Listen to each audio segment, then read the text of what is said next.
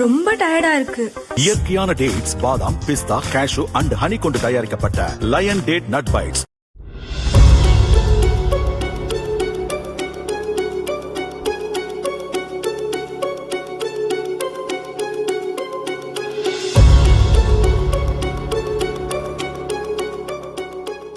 கேரளாவைச் சேர்ந்த கிளீன் கேரளா என்ற தனியார் கம்பெனியில் இருந்து திருச்சியில் உள்ள தனியார் சிமெண்ட் ஆலைக்கு பிளாஸ்டிக் கழிவுகளுடன் லாரி ஒன்று புறப்பட்டுள்ளது.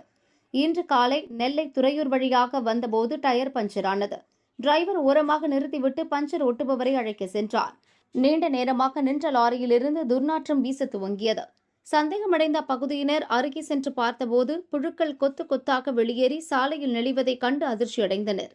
ரீசைக்கிள் செய்யும் பிளாஸ்டிக் தான் எரி பயன்பாட்டுக்காக செல்கிறது என டிரைவர் கூறியுள்ளார். அழுகிய கழிவு இருப்பதாக கூறி மக்கள் போலீசாருக்கு தகவல் கொடுத்தனர். சுகாதாரமற்ற கழிவுகளை அனுப்பியது எப்படி, எல்லையை கடந்து வரும் லாரிகளை தடுத்து நிறுத்த தவறியது ஏன் என்பது குறித்து விசாரணை நடக்கிறது.